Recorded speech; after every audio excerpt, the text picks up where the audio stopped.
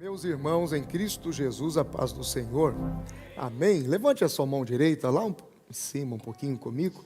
Diga assim: ó Deus, muito obrigado pelo privilégio de estar assentado ao lado de pessoas tão especiais para a minha vida. Se o que você disse é verdade, antes de você se assentar, diga para alguém aí. Diga, obrigado por você fazer parte da minha vida esta noite. Aleluia. Agradeça a Deus pela vida destas pessoas incríveis que Jesus colocou do seu lado aí essa noite, com esse frio, com esse vento gelado. Foi o Senhor quem lhe trouxe aqui, e a Ele seja a glória para sempre. E tendo dito isso, disse-lhes: assentai-vos. Glória a Deus. Tome a sua Bíblia nas mãos. Glória a Deus. Já algumas quintas-feiras, eu acredito que essa é a terceira, o nosso pastor pediu que eu continuasse falando sobre a voz de Deus.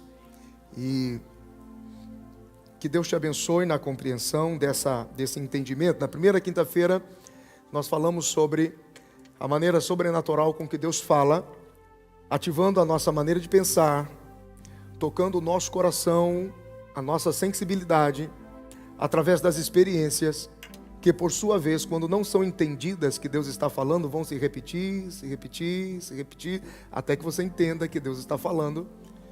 Então, Ele vai, em últimos instantes, verbalmente te alertar, ou exortar, ou te chamar a atenção. Falamos na outra quinta-feira sobre a oração de gratidão, lembrando que você não pode enganar a sua consciência. Você não pode agradecer por uma coisa que realmente você não é grato. E aí você vai ter conflitos no entendimento de perceber o que Deus está falando. Eu quero que você abra a Bíblia hoje na carta que Paulo escreveu aos Gálatas, no capítulo de número 4. Estas ministrações estão todas no canal, você pode voltar a assistir e ouvir outra vez. Eu quero falar sobre Deus sempre te chamará de filho. Glória a Deus. Gálatas capítulo de número 4. Carta que Paulo escreveu aos Gálatas capítulo de número 4. Glória a Deus, glória a Jesus.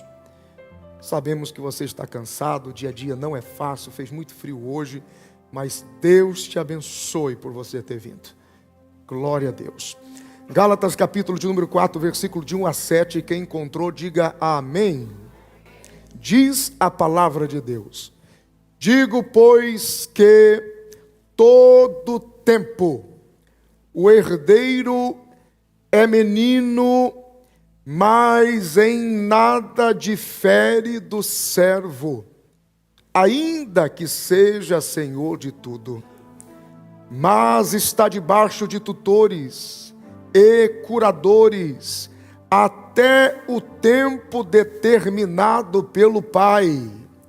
Assim também nós, quando éramos meninos, estávamos reduzidos à servidão debaixo dos primeiros rudimentos do mundo, mas vindo a plenitude dos tempos, Deus enviou o seu Filho, nascido de mulher, nascido sob a lei, para remir os que estavam debaixo da lei, a fim de recebermos a adoção de filhos. E, porque sois filhos, Deus enviou aos vossos corações o Espírito do seu Filho, que clama: Abba, Pai. Assim que já não és mais escravo, já não és mais servo, mas és filho. E se és filho, és também herdeiro de Deus por Cristo Jesus. Diga graças a Deus. Aleluia. Pastor, como identificar a voz de Deus? Se fôssemos resumir esta mensagem desta noite em uma única frase, a frase seria essa: Ele sempre vai te chamar de filho. Sempre. É isso que você significa para Deus. É como o pai olhando os seus filhos. Não importa o que diga, o que aconteça, o que sofram, o que vivam, o que experimentem. São meus filhos. Então Deus sempre vai te olhar com filho. Agora, de uma forma bem sintetizada, para aproveitarmos o tempo. A minha e a sua maturidade como filhos e filhas de Deus, a nossa maturidade como filho é que vai determinar o acesso que vamos ter à herança que Deus tem para cada um de nós. Pastor, eu queria tanto viver esse propósito, nessa dimensão, nessa profundidade, nessa dimensão, nessa graça, nessa força, nesse destaque. A sua maturidade vai determinar quanto da herança vai chegando na sua mão. Aquilo que ainda está retido, aquilo que ainda não está liberado, aquilo que ainda não é permitido, é porque se o Senhor liberar agora, você definitivamente não vai saber como lidar com isso. E ainda que você seja dono de tudo, não será diferente daquele que serve, como o texto começa a dizer, até que o Pai no seu tempo. Eu tenho uma palavra boa de Deus para você. Você entendeu isso? Não, eu acho que você não entendeu. Vou falar de novo. Até que o Pai, no tempo que Ele determinou, existe um tempo de crescimento, existe um tempo de maturidade.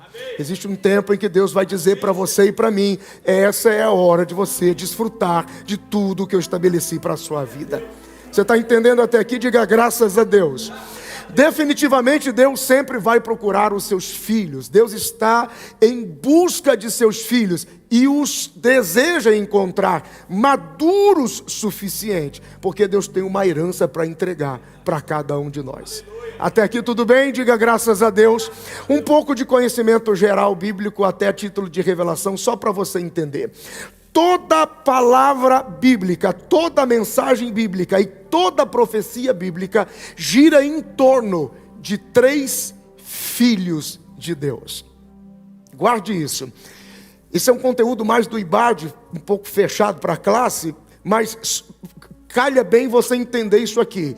Toda Bíblia e toda profecia gira em torno de 3 filhos de Deus. Na Bíblia, Deus tudo que Deus faz, tudo que Deus produz, tudo que Deus fez, tudo que Deus continuará fazendo, tudo que Deus estabeleceu, tudo que Deus determinou, gira em torno de 3 filhos. Qual é o primeiro filho de Deus na Bíblia? Qual é o primeiro filho de Deus? O filho original de todas as coisas. Movimente a sua Bíblia, que são textos que vale a pena você encontrar na sua Bíblia. Por exemplo, o Evangelho de Jesus Cristo, conforme escreveu Lucas, capítulo de número 3 e o versículo de número...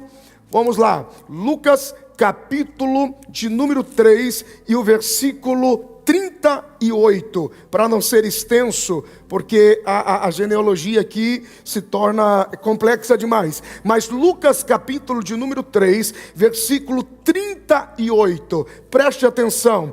E Cainã de Enos, e Enos de Sete, e Sete de Adão. Se você encontrar na sua tradução, dependendo da sua tradição, que gerou filho de, filho de, filho de, e Adão, filho de Deus.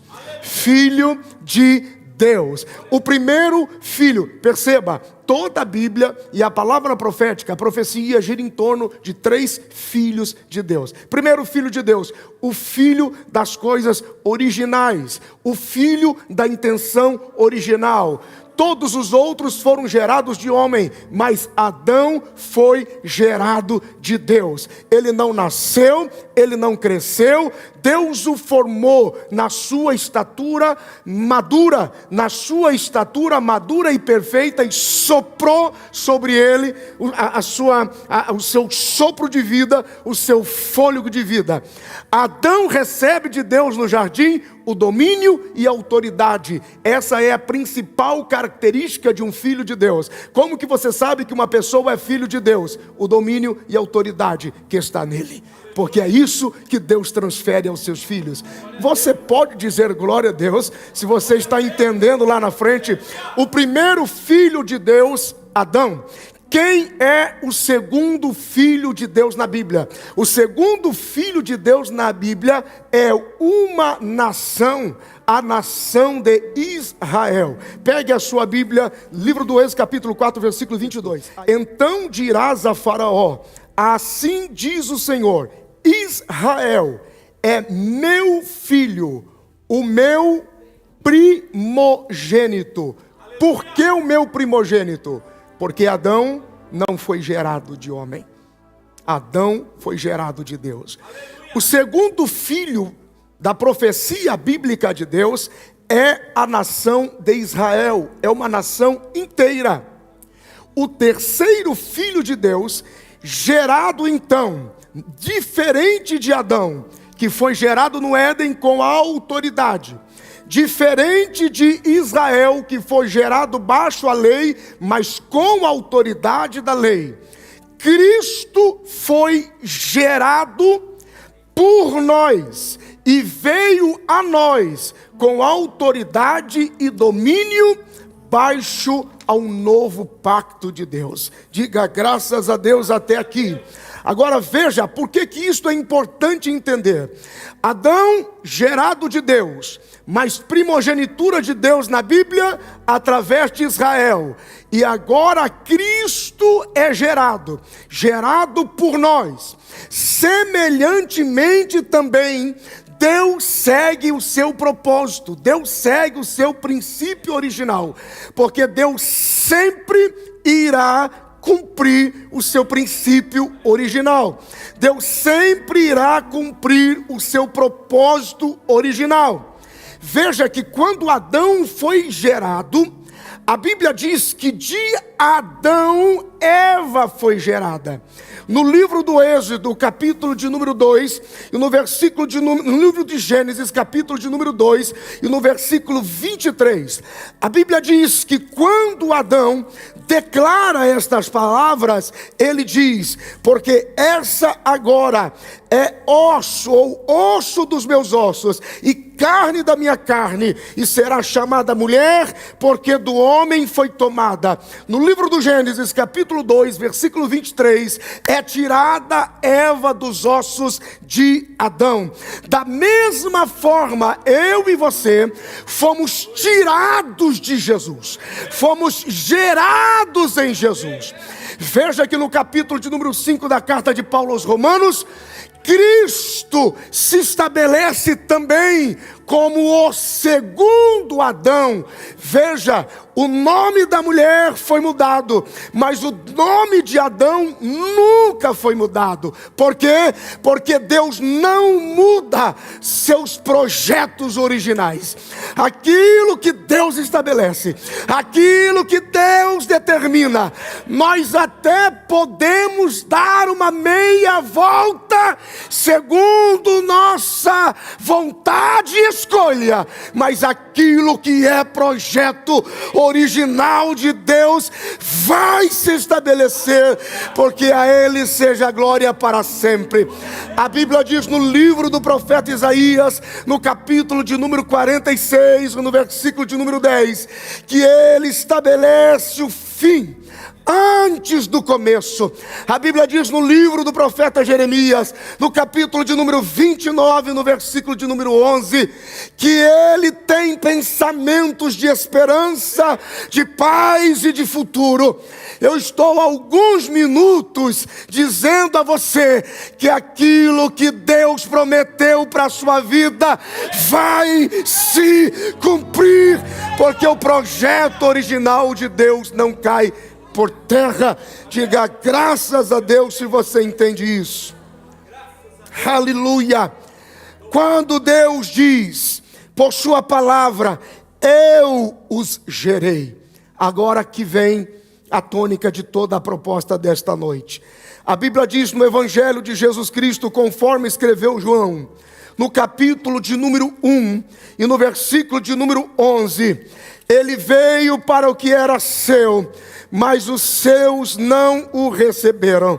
No versículo de número 12 diz: mas a todos, e aqui que está a chave do segredo, mas a todos que o recebeu, aqueles que o recebeu, diz a Bíblia, todos quantos o receberam, deu-lhes o poder de serem feitos filhos de Deus. Aleluia! Quantos podem aplaudir ao Senhor? O versículo de número 13 diz que não importa, você não é filho de Deus por vontade de sangue, porque talvez os seus pais nunca responderam esta filiação. Você não é filho de Deus por vontade da carne. A Bíblia diz: você não é filho de Deus por vontade do homem ou do varão, mas você é filho de Deus por vontade de Deus. Aleluia! Assim como Deus trouxe à existência Adão, assim como Deus estabeleceu como primogênito Israel. Por que eu dou ênfase a isso?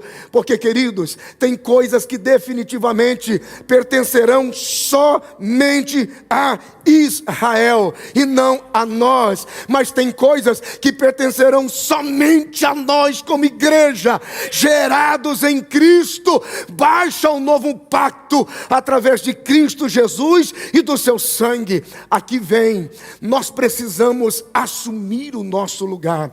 Como é que eu consigo ouvir e entender e discernir a voz de Deus? Quando você assume o seu lugar de filho de Deus.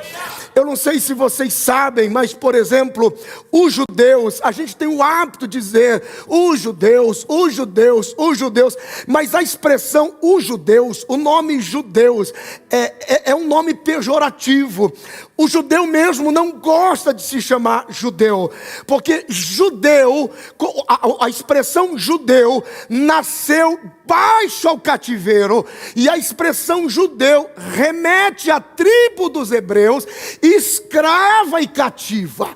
Então você chamar uma pessoa de judeu, com todo respeito, é a mesma coisa que você olhar para uma pessoa negra e chamar ele, por exemplo, de negão. É ter um acesso, é ofensivo. Para eles é ofensivo, porque para o judeu, ele não é judeu, ele é Israel. Ele é filho de Deus por Israel, porque judeu significa filho dos hebreus, baixa cativeiro, mas Israel significa príncipe de Deus, e israelita significa reinar com Deus que é rei soberano sobre todas as coisas. Por que eu estou fazendo essa diferença? Porque nós como igreja também precisamos não nos diminuir e não aceitar menos. Não é o mundo quem dita o que somos. O que somos, somos filhos de Deus, com direito à herança de Deus. Diga glória a Deus por isso. O que é que nos destaca? O que é que nos faz diferente? Filhos de Deus, autoridade e domínio. Adão, autoridade e domínio no Éden. Israel, autoridade e domínio baixo a lei. E os filhos de Deus por Cristo, autoridade e domínio. Eis que vos dou poder para pisar serpentes e escorpiões, para dizer ao diabo: você não me escraviza, você não me destrói, você não brinca comigo. Eu sou filho de Deus e a vitória é minha pelo sangue de Jesus. Alguém pode dizer glória a Deus? Diga alguma coisa aí. Aleluia.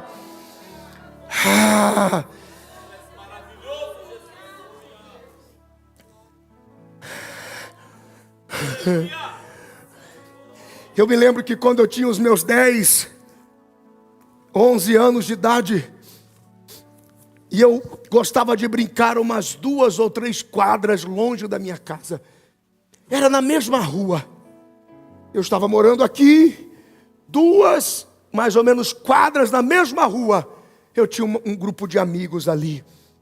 Sou filho único, não tenho irmãos.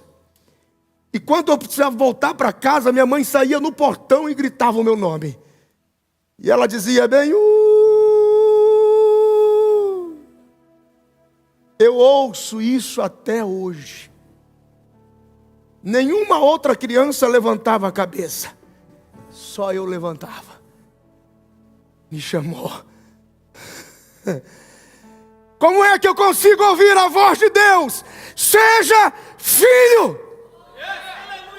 Seja filho! O filho ouve a voz de seu pai e reconhece no meio da multidão. 2 coisas implicam, e aqui eu concluo. Qual é o propósito de sermos filhos de Deus? Manifestar o Pai, porque foi isso que Cristo nos ensinou. Você não conheceu o Pai, eu não conheci o Pai, mas o Filho manifestou o Pai. Quem olhar para mim vê o Pai. Qual é o propósito de sermos filhos de Deus? 2 razões. Primeiro, identidade. Segundo, igualdade. É isso que o filho tem do pai. Primeiro, identidade. Podemos ser distintos fisicamente, podemos ter nascido em tempos diferentes, numa casa com muitos filhos. Você tem ali, porque você não é definido pelo seu nome, você é definido pelo seu sobrenome dentro de uma casa. Porque o seu nome pode se parecer com muitos outros. Há muitos Joões, Josés, Marias e Alfredos. Mas o seu sobrenome é uma coisa da sua casa, é uma coisa da sua família. Então, quando nós somos filhos de Deus, nós temos identidade. Não importa se você chegou depois, se você chegou hoje, se você aceitou Jesus ontem, ou se você está aqui 200 anos. Nós temos uma identidade, o nosso sobrenome. Somos filhos de Deus, o sangue de Jesus, a graça de Deus. Nós somos iguais perante Deus. Porém, nós manifestamos a igualdade. E isso tem a ver com prioridade e maturidade. Porque aqueles que se amadurecem e entendem que Ele é Pai, têm acesso à herança primeiro, para ser exemplos dos demais. Por que algumas pessoas estão talvez há tanto tempo e não conseguiram tanto de Deus assim?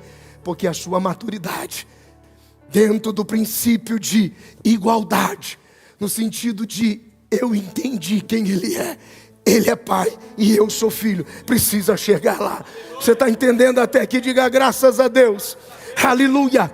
Como filhos, a nossa maturidade vai definir a medida, a proporção e o acesso à herança. Como filhos, o nosso acesso à herança também vai determinar até onde nós podemos chegar. Como que isso funciona? Tudo isso é designado pelo quanto nós nos submetemos à autoridade do Pai. Não consigo ouvir a voz de Deus, pastor. Então se torne filho. Se torne filho. Se submeta à autoridade que está no governo da voz e da vontade do Pai. A Bíblia diz no Evangelho de João, capítulo de número 5, versículo 19. Disse o Senhor Jesus: eu sou filho, mas nada faço de mim mesmo, porque aquilo que eu faço é porque vi o meu Pai fazendo. Eu estou reproduzindo o que o meu Pai é. Eu estou reproduzindo a identidade e a igualdade daquilo que o meu Pai produziu e ativou em mim. O versículo de número 30 diz: disse Jesus: eu não faço nada segundo o que ouço ou segundo o que julgo, mas eu procuro não pela minha própria vontade, viver a vontade daquele que me chamou. Ah, Deus seja glória para sempre. E aqui nós encerramos, porque essa é a pergunta. No Evangelho de João, capítulo de número 1, que citei, o versículo de número 12 diz: mas a todos quantos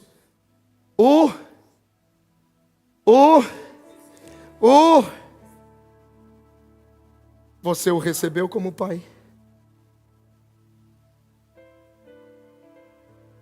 Você o recebeu como pai?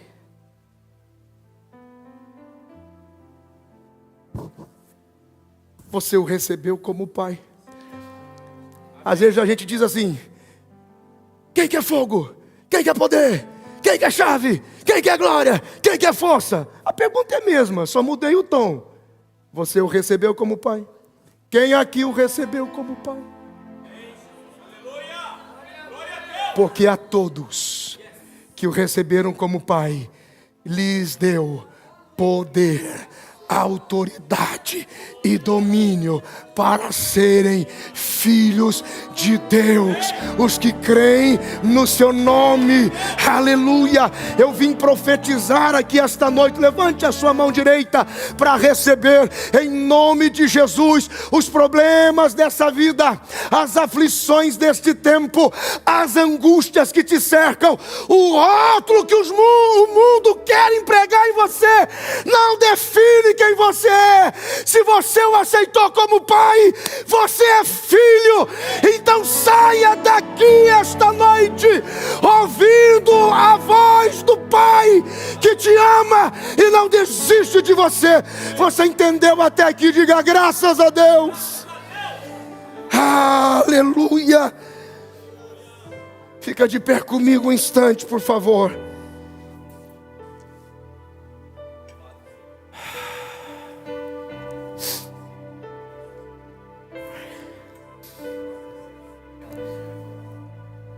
Escute isso.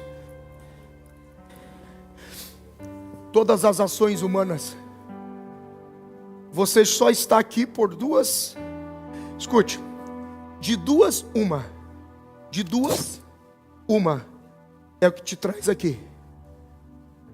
Todas as atitudes humanas, todas as ações humanas acontecem por dois canais de emoção.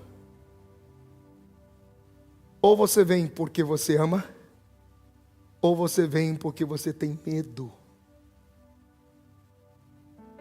Quando você educa seus filhos, o que você fala, ou é porque ama, ou é porque tem medo. Quando você começa um relacionamento, tudo que você fala, ou é porque você tem ama, ou é porque você tem medo. Você sabe qual que é a coisa mais... Quando uma pessoa diz, eu amo você, quando uma pessoa diz, eu te amo, a partir do momento que alguém declara amor, eu amo você, automaticamente ele enfrenta uma crise de medo. Porque o amor abate o medo, que abate o amor, que abate o medo de novo, que abate o amor, que abate o medo de novo, abate o amor, abate o medo. Isso é um ciclo de emoções, nós somos assim.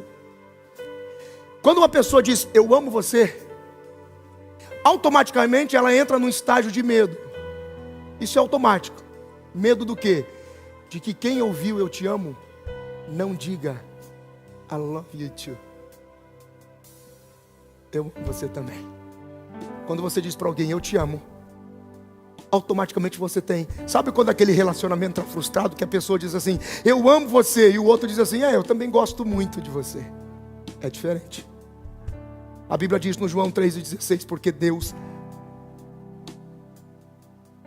ou você vem porque ama, ou você vem porque tem medo. O mundo te mantém baixo ao medo, submisso ao medo, porque no mundo, se você não vencer, você é fraco, se você não se sobressair, você é incapaz, se você não se levantar, você é um perdedor. E se você não conseguir se erguer, é isso que você é. Você é um perdedor. Porque se você não sobressair, você tem que ganhar mais dinheiro, a sua casa tem que ser maior, o seu carro tem que ser melhor, você tem que estar sempre por cima. Porque qualquer coisa diferente dessa super, ultra, mega condição que você tem que viver, qualquer coisa menos disso, te faz perdedor e te faz fraco. E aqui que está o segredo. Quando você descobre quem você é com Deus, o mundo não mede você. Não importa o quanto você tem ou em que nível você está. porque nada substitui a maravilhosa graça da glória de ser filho de Deus, e Ele é Senhor, e eu não tenho medo, eu amo. Alguém pode aplaudir a Jesus? Diga alguma coisa.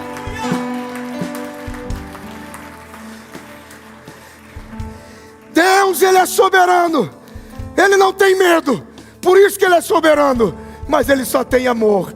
Mas a pergunta é, quando Ele diz eu te amo, diga de volta, eu amo mais. Fecha os teus olhos, abaixa a sua cabeça. Enquanto você está aqui, tem alguma coisa aí ao seu redor, ao redor da sua casa, da sua família, do seu casamento, tentando imprimir em você um rótulo de perda, tentando imprimir em você um rótulo de vergonha. Disseram para você que se você não sobreviver, você não é capaz. Disseram para você que se você não vencer a qualquer custo, é um eterno derrotado. Disseram para você que você só vai ser forte se você vencer todo dia. Estão tentando imprimir aí a ideia de que se você não tiver sucesso todo o tempo, você não é esperto, você é atrasado. É mentira. Existe uma maior glória, oh meu Deus, quando você ama a Deus com todas as suas forças, de todo o seu entendimento, é gerado em você uma confiança inabalável, que não importa o sucesso, não importa se sobressair, não importa se destacar, ninguém me avalia por isso. Eu sou filho de Deus, e esta é a maior glória, ser filho dele, e a Ele seja glória para sempre. Eu quero orar por aquelas pessoas que no início da palavra, antes, o pastor disse, você que precisa de um milagre, e pediu no seu coração, pediu a Jesus.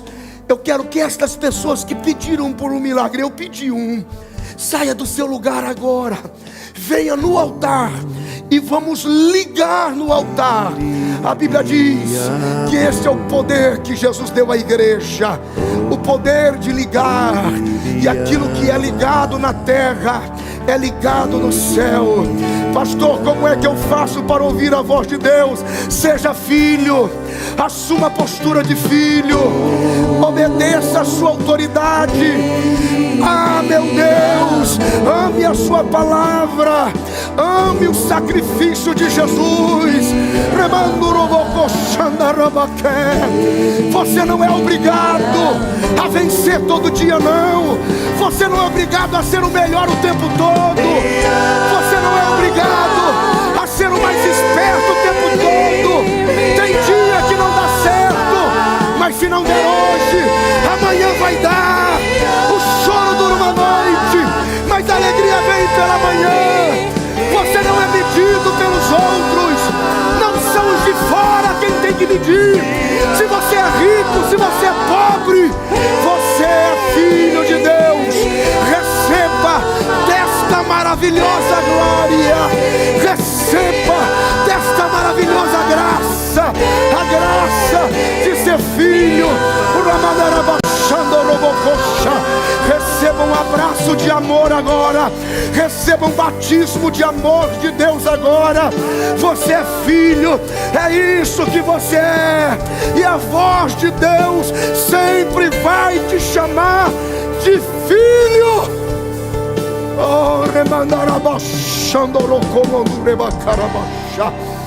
Coloque as duas mãos no seu coração, feche os teus olhos. Coloque as duas mãos no seu coração, feche os teus olhos. Diga comigo, querido Jesus. Diga, querido Jesus, eu me arrependo de todas as vezes que eu me desesperei e entrei em uma concorrência desleal nesse mundo. Todos diziam, você tem que ser vencedor, senão você não é ninguém. Você precisa ter muita condição, senão você está por baixo. Você é um perdedor. Muita gente disse que eu não era esperto o suficiente. Diga, Jesus, eu me arrependo por ter me desesperado, mas nesta noite eu me lembrei que a maior glória estar em ser filho de um Deus que é dono de tudo e pode tudo. Diga: querido Jesus, a partir desta noite eu saio daqui e renovo a minha declaração. Pai, eu te recebo como Pai. Eu te recebo como Pai. Diga: eu te recebo como Pai. Concede-me agora poder de filho, autoridade de filho. Se você acredita nesta palavra, recebe o que do céu vai descendo. Oh, e a mandará baixando.